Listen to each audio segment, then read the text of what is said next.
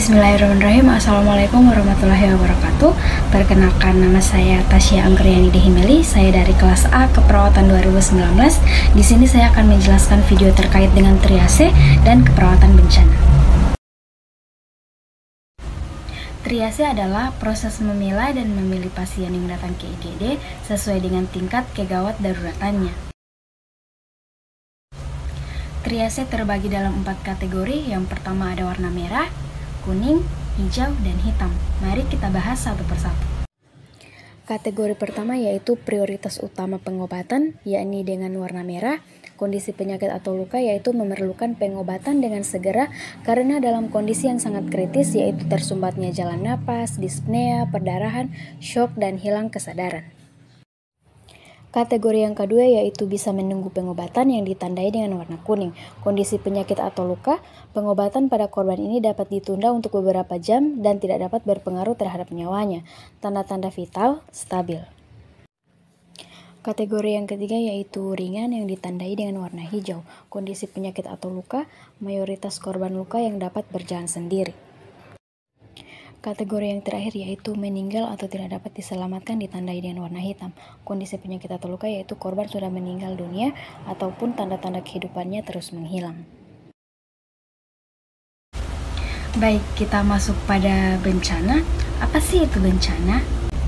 Bencana adalah suatu peristiwa atau rangkaian peristiwa yang mengancam atau mengganggu kehidupan dan penghidupan masyarakat yang disebabkan oleh baik itu faktor alam atau non-alam, faktor manusia yang dapat mengakibatkan timbulnya korban jiwa, kerusakan lingkungan, kerugian harta benda, dan lain-lain sebagainya.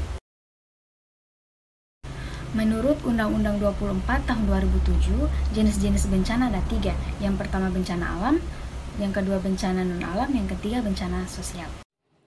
Yang pertama ada bencana alam, terdiri dari gempa bumi, tsunami, banjir bandang, gunung meletus, kekeringan, angin topan, dan tanah longsor.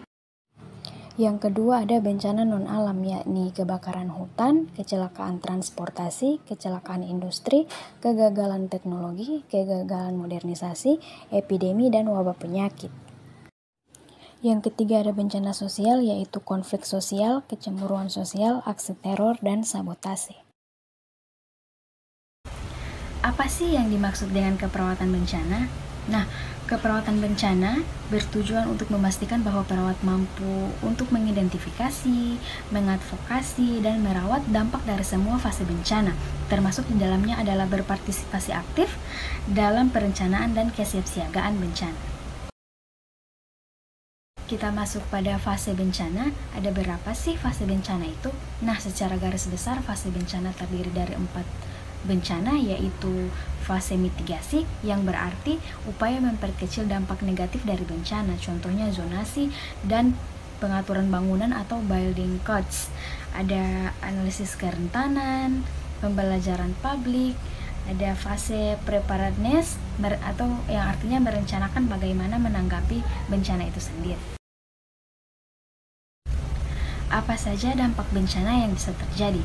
Nah, bencana tidak hanya menimbulkan korban meninggal dan luka, serta rusaknya berbagai fasilitas kesehatan, tetapi juga berdampak pada permasalahan kesehatan masyarakat itu sendiri, seperti munculnya berbagai penyakit, pasca gempa, fasilitas air bersih, dan sanitasi lingkungan yang kurang baik, trauma kejiwaan, dan lain sebagainya. Bencana dapat terjadi kapan saja dan di mana saja. Bencana juga dapat menimbulkan kerugian dan kerusakan lingkungan yang sangat parah. Bencana dapat terjadi karena bencana alam atau bahkan juga karena ulah manusia. Bencana alam sebagai fenomena geografis, geologis, dan geofisis tidak dapat dicegah oleh manusia itu sendiri. Baik, itulah sedikit penjelasan dari saya terkait triase dan bencana.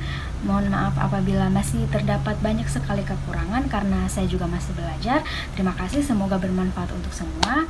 Assalamualaikum warahmatullahi wabarakatuh.